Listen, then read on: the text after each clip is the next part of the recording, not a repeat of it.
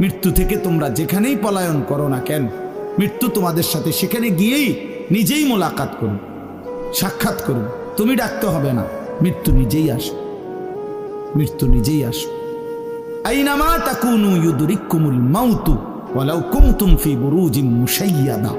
আল্লাহ বলে, তুমি যদি এমন একটা বিল্ডিং বানাও, ঘর বানাও, যে ঘরটা অনেক উঁচা, যে ঘরটার উপর দিয়া কেউ ভিতরে ঢুকতে পারবে না, যে ঘরটার মধ্যে একটা ছিদ্র নাই, একদম আটকানো, তো এরকম একটা ছিদ্রবিহীন সুউচ্চ ঘরও যদি তুমি বানিয়ে তার ভেতরেও তুমি আশ্রয় নাও, তো ইউদরিকুমুল মাউতু, মৃত্যু তোমার সেখানেই পৌঁছবে,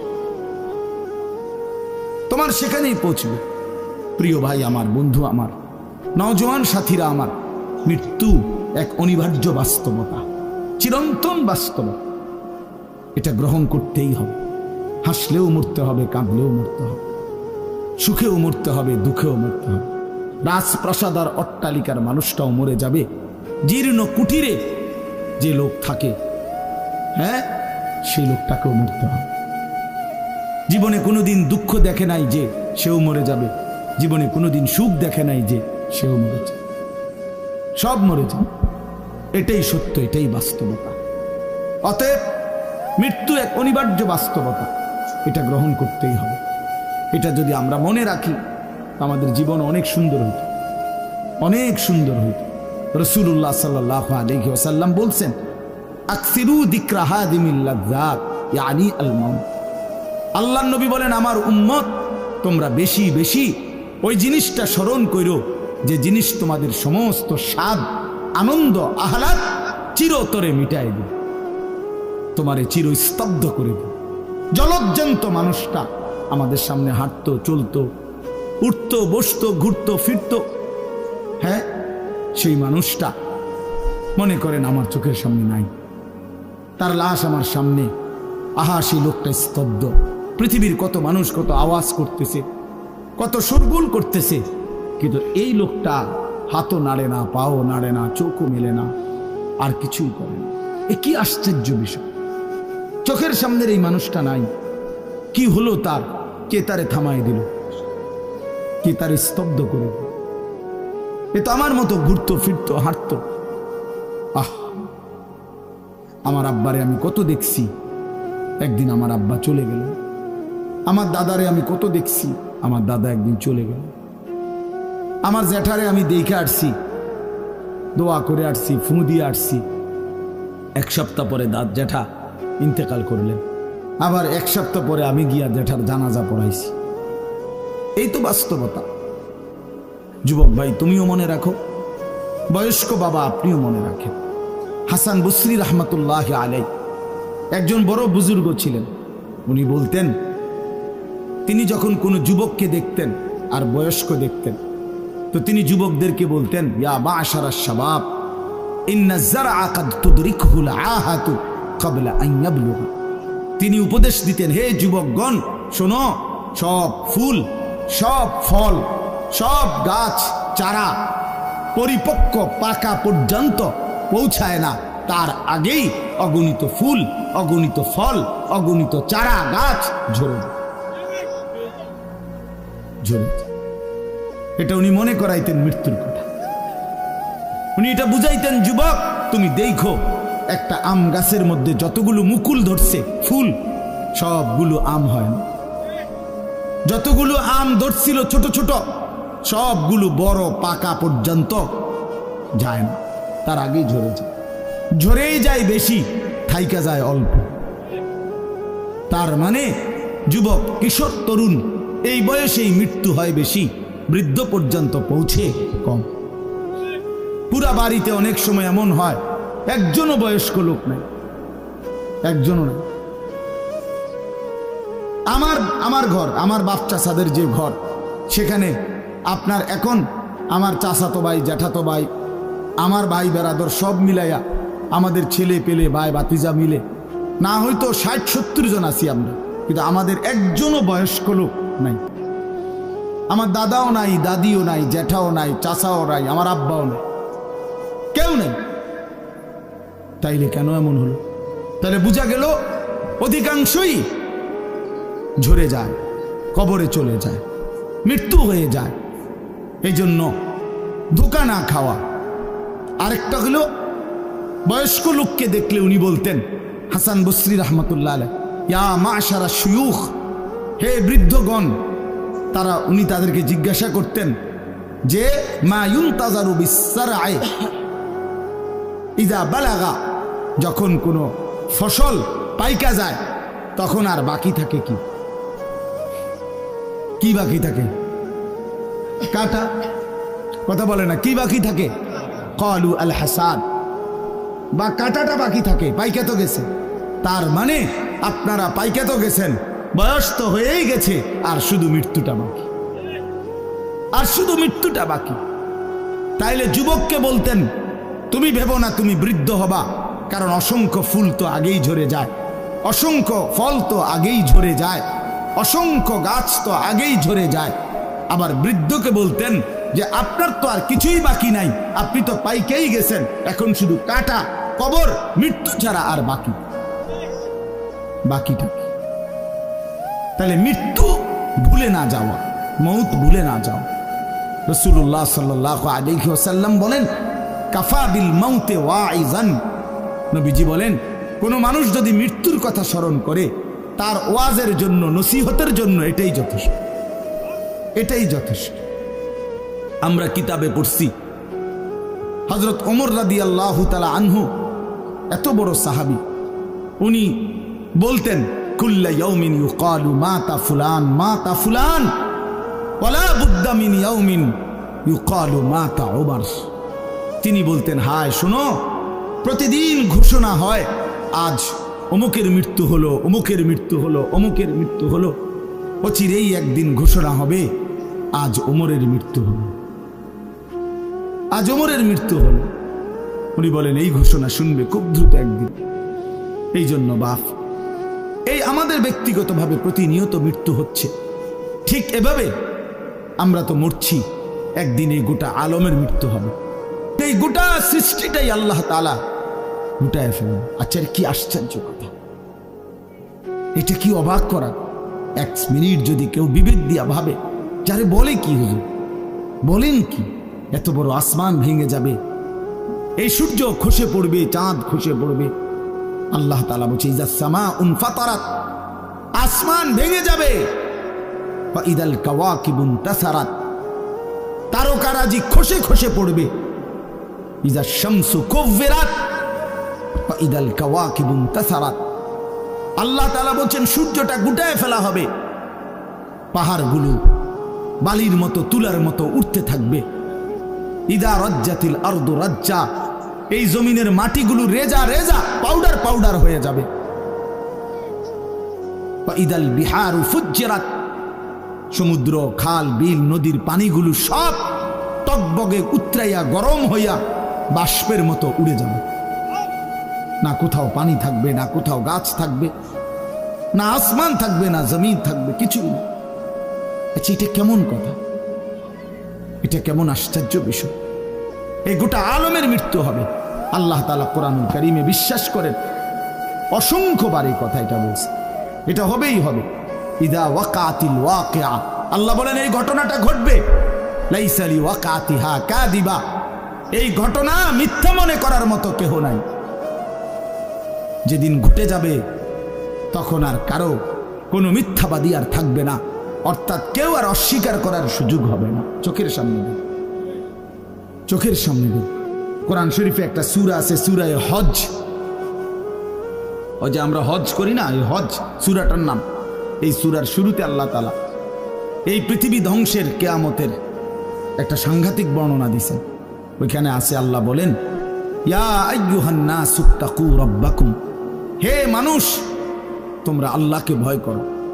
আর শুনো, ইন্না জালজালাতাস সাআতি শাইউন আযীম, নিশ্চয়ই কিয়ামতের ভূমিকম্প, জালজালা, এই যে বললাম জিলজাল এবং জালজালা অর্থ ভূমিকম্প। আল্লাহ বলেন কিয়ামতের ভূমিকম্প, ইসরাফিল যখন ফু দিবে, আমার এই পৃথিবী যখন ভাঙতে শুরু করবে, এই সৃষ্টি জগৎ পুরাটা যখন আমি আল্লাহ গুটায় ফেলবো। ওয়াসসামাওয়াতু মাতবিয়াতুম বিয়ামিনি, আল্লাহ বলেন 7 আসমান আমি আল্লাহ তাআলার হাতের মধ্যে গুটায় ফেলবো। উঠায় ফেলবো। তুমি জানো না আমার ক্ষমতা? কুল্লু মান আলাইহা ফান ওয়া ইয়াবকা ওয়াজহু রাব্বিক, সব শেষ করে দেব আমি, শুধু আমি আল্লাহই থাকব, শুধু আমি আল্লাহই থাকব। তো আল্লাহ তাআলা বলেন এই ইসরাফিল ফু দিলেই, শুরু করলেই জমিনে ভূমিকম্প শুরু হবে।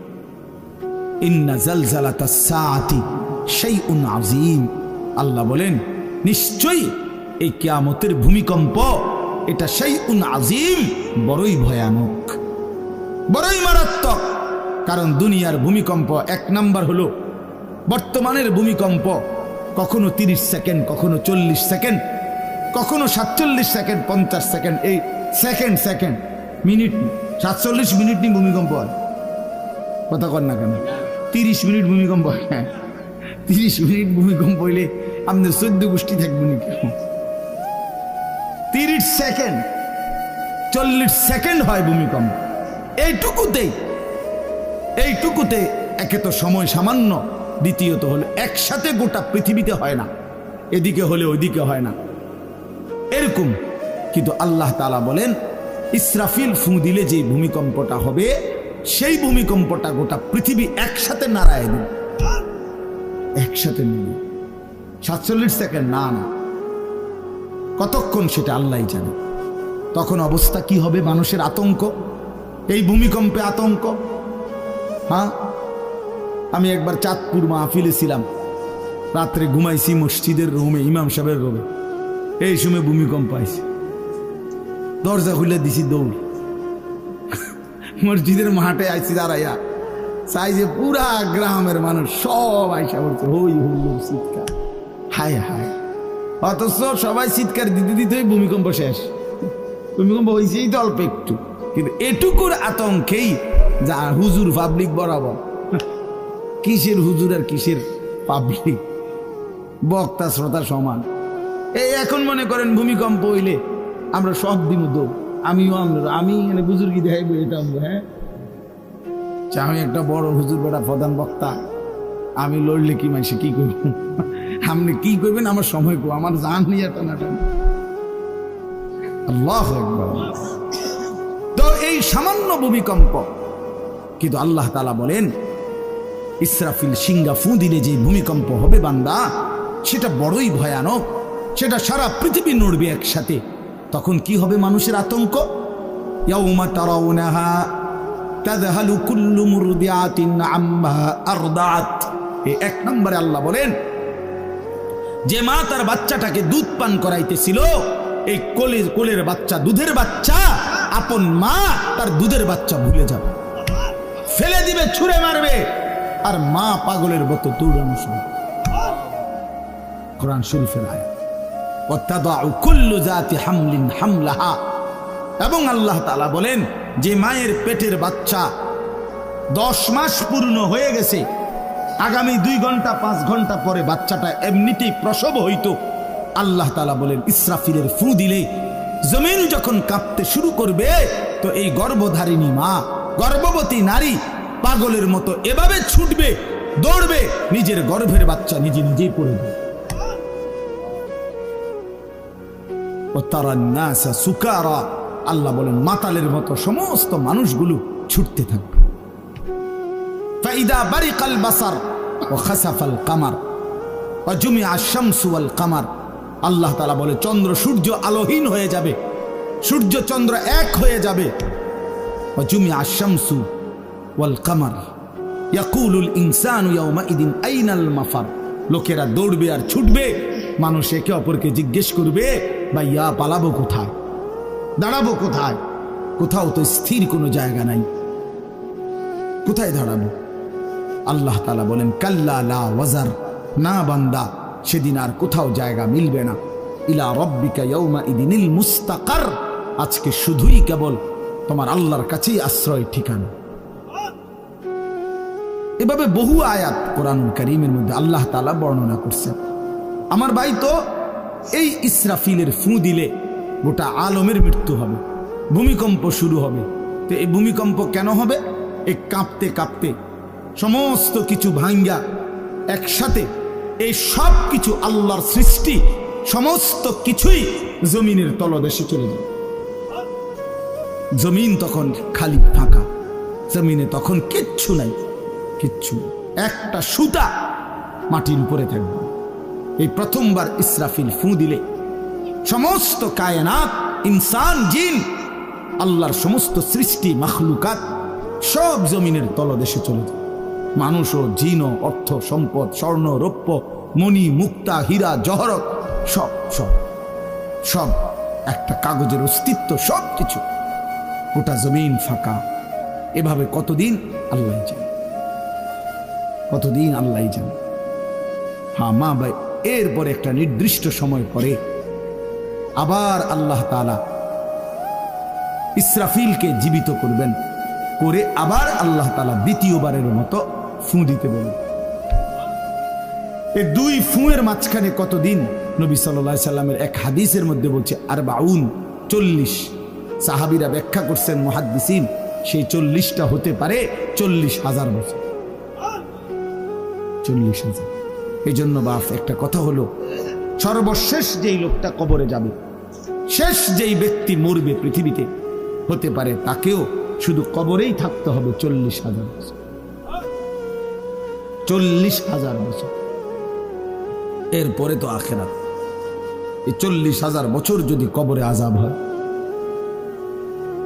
40,000 বছর যদি কবরে আযাব হয় ভাই, তখন কি হবে?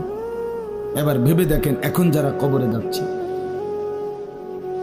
হ্যাঁ, নূহ আলাইহিস সালামের জামানায় যারা মারা গেছে, ইব্রাহিম আলাইহিস সালামের জামানায় যারা মারা গেছে, নবীজি সাল্লাল্লাহু আলাইহি সাল্লাম তো 1,500 বছর আগে ইন্তেকাল করছেন, 1450 বছর আগে। তো ওই সময়ে যারা মারা গেছে তারা কবরে পড়ে আছে আজকে 1,500 বছর, 1,500 বছর, 1500 বছর।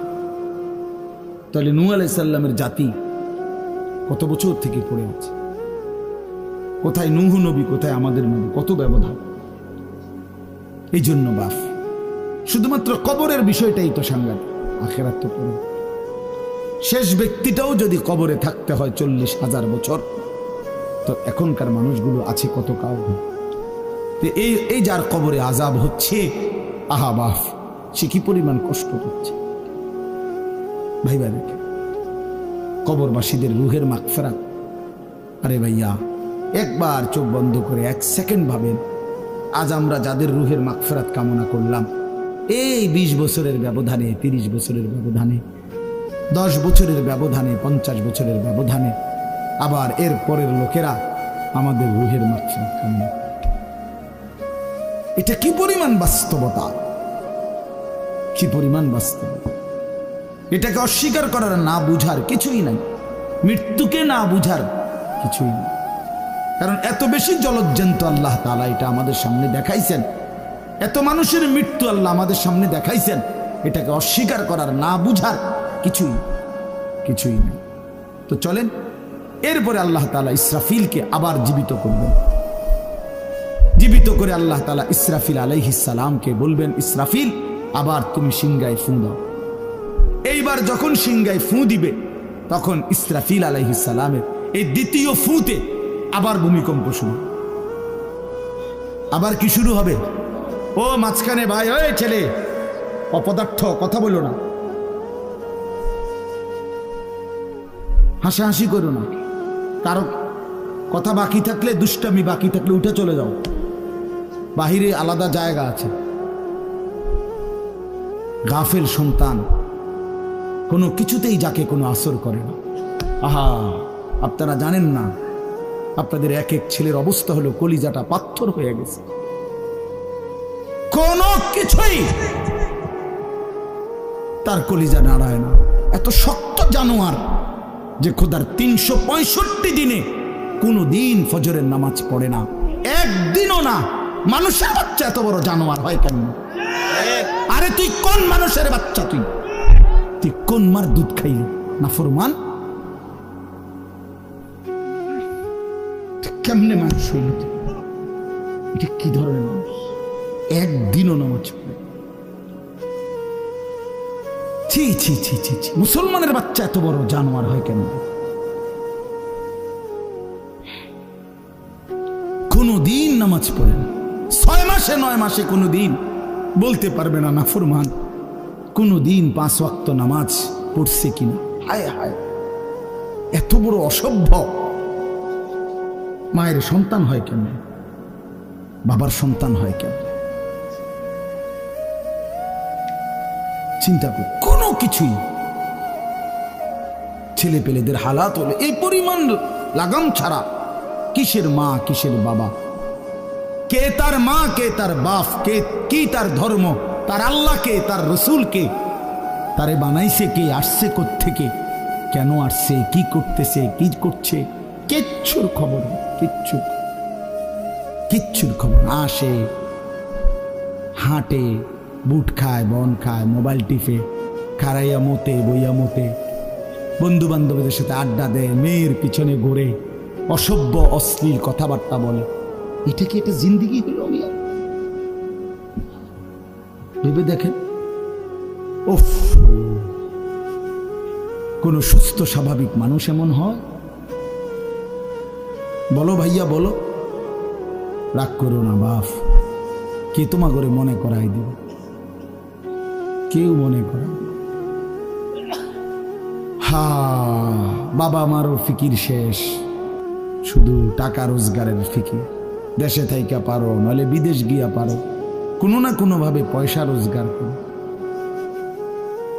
টাকা রোজগার করলে মা বাপ খুশি, টাকা রোজগার না করলে না অখুশি। খালাস। এরপরে ইমান আছে কিনা, ইসলাম আছে কিনা, নামাজ আছে কিনা, কোরআন আছে কিনা, আল্লাহ চিনে কিনা, হালাল হারাম কিনা, জায়েজ না জায়েজ না, এত কিছু আমাদের। ফুতেরে জিগায় না যে ফুত কামাই যে করতেছ, কি হালাল কামাই করো না হারাম না, এত কিছুর দরকার কি? টাকা দিতেছে, খাইতেছে, ঘুমাইতেছে, বিল্ডিং করতে আসে, জমি কিনতে আসে, আপেল মালটা খাইতেছে। এক ছেলে আমারে নিজে বলছে, আমি সবার ব্যাপারে বলি না, এক ছেলে আমারে নিজে বলছে, হুজুর আমি একটা দেশের নাম বলছে, যেই দেশে আমার কর্মটা ছিল, চলে আসছে ওই দেশ থেকে। আমার বলছে, হুজুর আমার কর্মটা হলো এই, মদের বার, মদের হোটেলে নারী পুরুষ উলঙ্গ জিনাবে বিচার করে, আমার দায়িত্ব শুধু পাশে দাঁড়িয়ে মদের বোতল নিয়ে দাঁড়ায় থাকা, যতবার তারা চায় অতবার তাদেরকে মদ গ্লাসে ঢেলে দেওয়া, তাদের হাতে তুলে দেওয়া।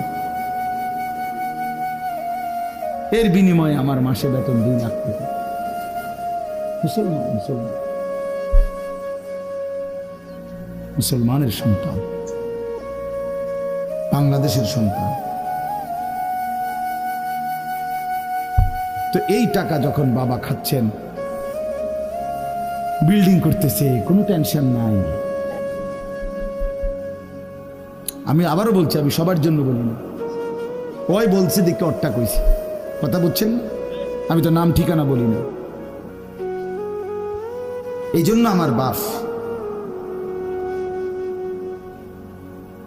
ডাক দিয়েন না, ডাক দিয়েন না, একজনও ডাক দিয়েন না, অসভ্যরে ডাক দিয়েন না। হ্যাঁ হ্যাঁ, ডাক দিবেন কেন? হাইওয়ানকে ডাক দিবেন কেন? শুনেন, আপনারাই শুনেন, এত এত মানুষ শুনতে হবে না, কোনো অসুবিধা নেই, কোনো অসুবিধা নেই। আমি তো এটাই বুঝাইতে চাইতেছি, প্রত্যেকটা মানুষ আজকে মুসলমান। আমরা ঘর দেখায়, ফার্নিচার দেখায়, বিল্ডিং দেখায়, শুধু দোয়া করে ঘরটা করছি, শুধু দোয়া করে। কিতা দোয়া করতে হবে না, কিতা দোয়া করতে, বিল্ডিং এর দোয়া কিতা, আবার ইট বালুর লেগে দোয়া করে লাভ কি বেড়া? হুজুর মোটরসাইকেল কিনছি, শুধু দোয়া করে, কিতা দোয়া করতে, কি মোটরসাইকেলের দোয়া কিতা? আবার আজীব লাগে না? বাস্তব এগুলো ছাদ ডালাই দিই, আজকে দোয়া করে, ছাদ ডালাই দোয়া, ওটা ছাদ ডালাই করে, ওটার ফুতে মোবাইলে অশ্লীল উলঙ্গ ছবি দেয়। ওটার সন্তান উনি দাঁড়াইয়া রয়েছে মিস্ত্রিগো সামনে, ওনার গাম ভাইয়া ভাইয়া পড়তেছে ছাদ ডালাইয়ের দিন, আর অসভ্য জানোয়ার সন্তান বন্ধুদের সাথে উলঙ্গ ছবি দেখতেছে। ওই জানোয়ারের জন্য উনি ছাদ ডালাই, ওই হাইওয়ানের জন্য উনি ঘর করে দিয়ে দেখতেছে, উনি কবরে জায়গা ঘর করে দিয়ে গেছে, এর জন্য ঘর করলেন? ছি ছি ছি ছি ছি। আমার দেওয়া ঘরে আমার কষ্টের কমাইয়ে এখানে বসে বসে রঙিন ছবি দেখবে, উলঙ্গ দৃশ্য দেখবে ঘরে শুয়া শুয়া সারা রাত। এর জন্যই আমার জীবনের এই অর্জন, এই ছিল আমার উপার্জনের উদ্দেশ্য। আহ, কতবার বললে বুঝবেন, কেমনে বললে বুঝবেন, কারে বললে বুঝবেন? আল্লাহ মাফ করে দেন। চলেন বাপ, তো বলতেছিলাম আল্লাহ তাআলা ইসরাফিল আলাইহিস সালামকে বলবেন আবার ফু দাও। তো তিনি দ্বিতীয়বারের মতো ফু দিলে জমিন আবার ভূমিকম্প শুরু হবে। এই ভূমিকম্পে জমিন কাঁপতে কাঁপতে এইবার জমিনের তলদেশে ওই প্রথমবার ফু দেওয়াতে ভূমিকম্প কাঁপতে কাঁপতে সব উপরে যা ছিল সব নিচে চলে গেছে। মনে আসেনি এটা কইছি? তাহলে উপরটা কি? ফাঁকা। এইবার নিচে যা ছিল সব উপরে চলে আসবে। এই আসলেই এটা হাসরের মাঠ। সমস্ত নিচের জিনিস যা কিছু, একেবারে মানুষ, গরু, ছাগল, হাঁস, মুরগা, জিন, ইনসান, গদ, দুয়ার, বাজার, ব্যবসা, দোকান, টাকা, হীরা, জহরত, মণি, মুক্তা, টাকা পয়সা, অর্থবিত্ত, সব সোজা কথা জমিনের তলদেশের সব কিছু জমিনের উপরে উঠে আসবে। এই উঠে আসলেই এইটা হাসরের মাঠ। এইটা, এই হাসরের মাঠ কোনটা জানেন? এই যেখানে বসে আছেন এখন, এইটাই হাসরের মাঠ। এই জমিনের উপরেই হাসরের মাঠ। বাকি শুধু আল্লাহ কোরআন বলছে ওয়াইদাল আরদু মুদ্দাত, আমি আল্লাহ জমিনটাকে টেনে আরো লম্বা করে দেব, আরো বড় করে দেবো আর কি, প্রশস্ত করে দেবো। কারণ ওই যে পিসের মানুষ খারাপ লাগবে না, মানুষ তো দাঁড়াই বসেই আদম আলাইহিস সালাম থেকে নিয়া, তো মানুষ বেশি না, মানুষ, গরু, ছাগল, হাঁস, মুরগা, জিন, ভূত সব খারাপ না, সব দাঁড়াবে। তো এই জন্য আল্লাহ তাআলা বলেন জমিন আমি প্রশস্ত টেনে দিব, লম্বা করে দিব, এতটুকু। বাকি এটাই হাসরের মাঠ, এটাই হাসরের মাঠ। এই কথাটাই এখানে আল্লাহ তাআলা উল্লেখ করছেন। ইদা জুলজিলাতিল আরদু জিলজালাহা, যখন দ্বিতীয়বারের মতো ইসরাফিলের ফু দিলে জমিনের ভূমিকম্প শুরু হবে। ওয়া আখরাজাতিল আরদু আসকালাহা, আল্লাহ তাআলা বলেন তখন জমিন তার তলদেশে যা ছিল সমস্ত জমিনের তলদেশে, এগুলো এতদিন জমিনের বোঝা ছিল, বোঝা মানে মাটির নিচে, এগুলো সে মনে যেন ফুজা কান্দে লইছে। এবার ওয়া আখরাজাতিল আরদু আসকালাহা, জমিন তার বোঝা মানে জমিনের তলদেশে যা ছিল সে এবার তা জমিনের উপরে উঠায়, উপরে উঠায়। এরপরে আশ্চর্য কথা শুনেন, এরপরের কথাটার জন্য রাসূলুল্লাহ সাল্লাল্লাহু আলাইহি সাল্লাম হাদিসে বলছেন, এই ভাই শুনেন, ছেলেরা তোমরাও শোনো। নবী সাল্লাল্লাহু আলাইহি সাল্লাম বলেন এই জমিনের তলদেশ থেকে যখন সবকিছু উপরে উঠে আসবে তখন অর্থ সম্পদ, হীরা জহরত, মণি মুক্তা, স্বর্ণ রৌপ্য এগুলো স্তূপ আকারে উঠে আসবে জমিনের উপরে, মানে হাসরের মাঠে।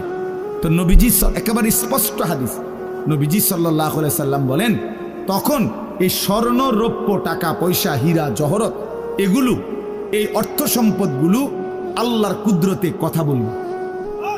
স্বর্ণের টুকরা কথা বলবে, কথা বলবে, রৌপ্যের টুকরা কথা বলবে, এগুলো কথা বলবে। কথা কি বলবে? এগুলো তখন ওই নাফরমান মানুষগুলোকে ডাক দিবে, ডাক দিবে, আইয়ুহাস সারিক, হে চোর, এদিকে এই সম্পদের জন্য চুরি করেছিলে, আজ যা দরকার নেও। আইয়ুহাল কাতি, হে ডাকাত, এদিকে এদিকে আসো, এই সম্পদের জন্য ডাকাতি করছিল, আজ নেও।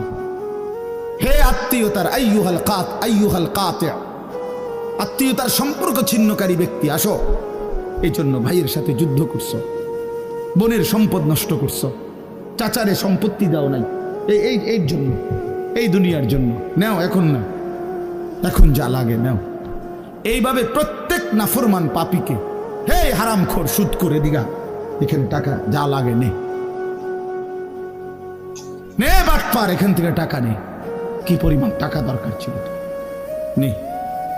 এইভাবে রাসূলুল্লাহ সাল্লাল্লাহু আলাইহি সাল্লাম বলেন দুনিয়ার এই সম্পদগুলো কথা বলবে আর ডাকবে, ডাকলে মানুষ, আচ্ছা এটা তখন কেরম লিখবো? কথা বুঝেন নাই? এটি যখন কথা বলবে, ডাকাডাকি করবে, মানুষ কি বলবে? লোকেরা তো সবাই দাঁড়াইছে, মানুষও তো দাঁড়াইছে, তারাই তো ডাকতেছে, তো তারা কি বলবে? ওয়াকালাল ইনসানু মা লাহা, আল্লাহ নিজেই বলতেছে, লোকেরা তখন মানুষগুলো বলবে মা লাহা, এটা কি হলো? আরে এটা কি কারবার? এগুলো কথা বলে কেমনে? এগুলো কি কয়? এরা আমার চিনলো কেমনে? আমি যে সিটার, আমি বাটফারে চিন্তা লাগলো। ইন্নারিল্লাহ, একেবারে পুরা ধরা অনবিচার আচার কিছুই শুরু হয়েছে না, এখনই বেজ্জুতি, বাকিটা তো অবস্থা খারাপ। মানে অর্থাৎ মানুষগুলো অবাক হয়ে বলবে মা লাহা, কি হলো জমিনে, কি হলো এগুলোর? এরা এমন করছে কেন? এরা কথা বলছে কেন? আল্লাহ বলেন ইয়াউমাইদিন তুহাদ্দিসু আখবারাহা, আল্লাহ তাআলা বলেন বান্দা হে কি দেখছো হবে? এই মাত্র দেখলা স্বর্ণ রূপ্য টাকা পয়সা কথা বলে, এখন না দেখবা আসল খেলাটা। ইয়াউমাইদিন তুহাদ্দিসু আখবারাহা, আল্লাহ বলেন এখন দেখবা সরাসরি এই হাসরের মাঠে তোমার সামনে, তোমার পায়ের নিচের জমিন, তোমার পুরা জিন্দেগির কথা, তোমার যত তথ্য, ভালো কিংবা মন্দ, নেক কিংবা গুনাহ, তোমার সমস্ত কিছু রাতের কিংবা দিনের, একাকী কিংবা প্রকাশ্যের, গোপন কিংবা আড়ালের, আল্লাহর কসম জমিন সবটা এখন তোমার সামনে বলে দিবে। ইয়াউমাইদিন তুহাদ্দিসু আখবারাহা, রব্বুল আলামিন বলেন জমিন সবটা কথা বলে দিবে, ভালোটাও মন্দটাও, আলোটাও অন্ধকারটাও, একাকীও অন্ধকারেও, প্রকাশ্যেও সবার মাঝেও সব বলে দিবে। রাতের চুরি বলে দিবে, রাতের তাহাজ্জুদটাও বলে দিবে, মদের আড্ডার কথাও বলে দিবে, জুয়ার আড্ডার কথাও বলে দিবে। সারা রাত যুবক উলঙ্গ ছবি দেখেছ, আল্লাহর কসম সেটাও বলবে। যে যুবক মালিকের সেজদা দিয়েছে সেটাও বলবে।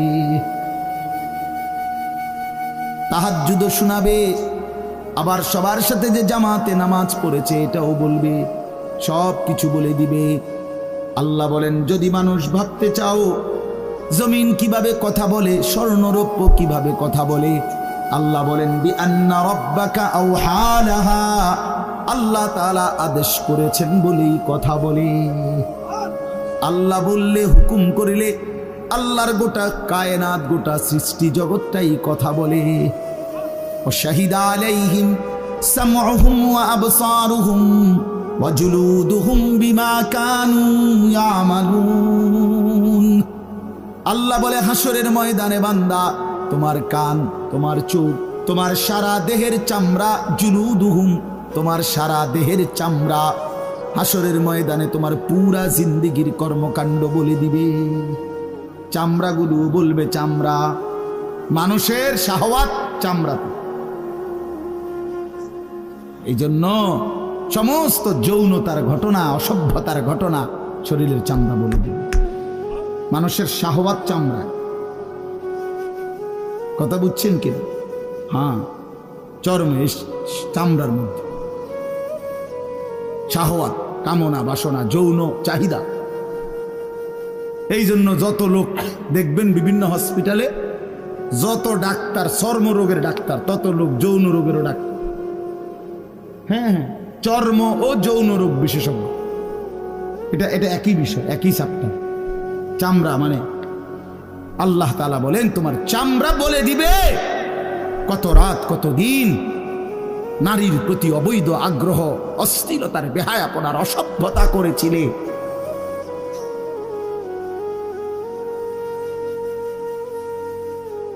হায় হায়,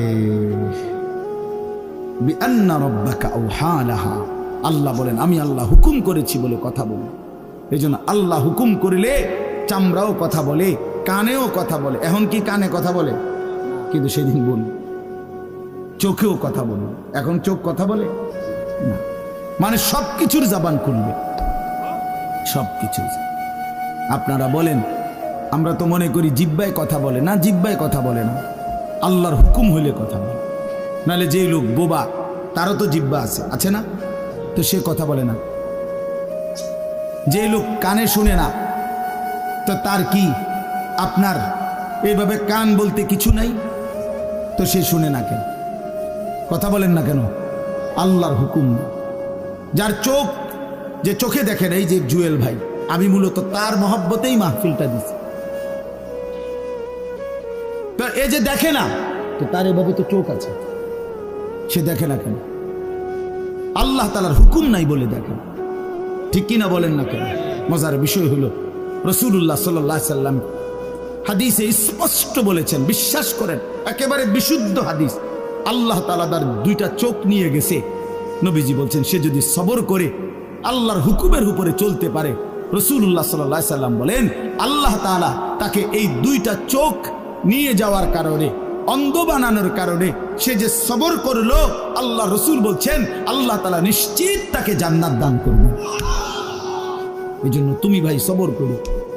মালিকের এই দুনিয়া দেখতে পারলা না, তো অপেক্ষা করো, একদিন জান্নাত দেখবা, জান্নাতের হুর দেখবা, তো আরো মজা হবে যে আমি প্রথমেই জান্নাতি দেখলাম, জান্নাতি দেখলাম। যা মালিক, দুনিয়া দেখলাম না তোমার, তুমি আমারে জান্নাত দেখাই। আল্লাহ তৌফিক দান করুন। ইয়াউমাইদিন ইয়াসদুরুন নাসু আশতাতান লিয়ুরাউ আ'মালাহুম, আল্লাহ বলেন তখন দলে দলে ফেরেশতারা মানুষগুলোকে লাইনবদ্ধ, সারিবদ্ধ করে দলে দলে বানাবে। লোকেরা পরস্পর, প্রত্যেকটা মানুষকে ফেরেশতারা আলাদা আলাদা গ্রুপ বানিয়ে দেবে হাসরের ময়দানে। তখন প্রত্যেকে এই গ্রুপে গ্রুপে, দলে দলে লিয়ুরাউ আ'মালাহুম, নিজেদের আমল নামা, নিজেদের আমল দেখবার জন্য সামনে এগিয়ে যাবে। অর্থাৎ প্রত্যেককে তার আমল নামা দেখবার জন্য, দেওয়ার জন্য নির্দিষ্ট জায়গায় নিয়ে আসবে। নেওয়ার পরে সেখানে প্রত্যেকের ফাইল, প্রত্যেকের খাতা, আমল নামা তার হাতে তুলে দেওয়া হবে। দিলেই সে দেখবে। আল্লাহ বলতেছেন, ফামান ইয়ামাল মিসকালা যাররাতিন খায়রান ইয়ারা, এক বিন্দু, এক অণু পরিমাণ, পরমাণু পরিমাণ, সামান্য থেকে সামান্য পরিমাণও নেকি, কল্যাণ, তাও তুমি দেখতে পাবা।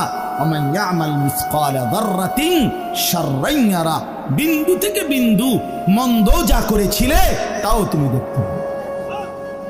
এক জাররা, মূলত জাররা বলে তাফসীরের মধ্যে লিখছে লা ওয়াজনা লাহু লা জিনাতা লাহা, যেটার কোনো ওজন হয় না, এত সামান্য, এত সামান্য, ওজন নাই, মানে 100 গ্রামও না, 10 গ্রামও না, 1 গ্রামও না, আধা গ্রামও না, এত সামান্য, এটা কোনো ওজন নাই, ওজন নাই, ওজন আসে না আর কি, ওজনে হয় না, এরে বলে জাররা। তাফসীরের মধ্যে লিখছে, কোনো ব্যক্তি, হযরত আব্দুল্লাহ ইবনে আব্বাস বলেন, কোনো ব্যক্তি যদি মাটিতে এমনি হাত মারে, মানে হাত লাগাইয়া আবার উঠাই লাইছে, তখন এই যে বালুগুলো লাগছে, এই বালুর যেগুলো হাত থেকে ঝরে পড়ে কণা, এগুলো তার চাইতে সামান্য এক জাররা। আমার উস্তাদ বলছিলেন ছাত্র জীবনে আমাদেরকে, যে মানুষ যে কাপড় ধুইয়া চিপে, কাপড় এমনি চিপ্পা রৌদ্রে দেয় না, মানে চিপ্পাই তো ফানি ফেলায়, তো কাপড় চিপ্পা সাইরা মানুষের একটা স্বভাব হইল রৌদ্র দেওয়ার আগে এটার একটা ঝাড়া মারে, লুঙ্গিটারে একটা আগে কি মারে, ঝাড়া দিয়া এরপরে দেয়। এই যে লুঙ্গিটা ঝাড়া দিলে যে ছোট্ট ছোট্ট পানির ফোঁটা ছিটকাইয়া পড়ে, এই ফোঁটা, এগুলো পিচ্ছি পিচ্ছি, এগুলো এক একটা জাররা, অথবা তার চাইতে ছোট। এটার ওজন আসবে না, এটা 1 গ্রামও হবে না, আধা গ্রামও হবে না। এই সামান্য ভালোটাও তুমি দেখবা, মন্দটাও দেখবে। কেমনে আড়াল করবেন ভাই? নিজেকে আড়াল করবেন কেমনে? বাপ যুবক, তুমি কেমনে আড়াল করবা? কোরআন শরীফে আছে, আল্লাহ বলেন, ইয়াউমা তুবলাস সারাইর, বান্দা আমি হাসরের ময়দানে তোমার অন্তরের গোপন বিষয়গুলো, যেগুলো কেউ শুনে নাই, তুমিও বলো নাই, শুধু মনে মনে কল্পনা করছিলা ভালো কিংবা অসৎ, সেগুলো হাসরের ময়দানে তোমার সামনে খুলে দেব।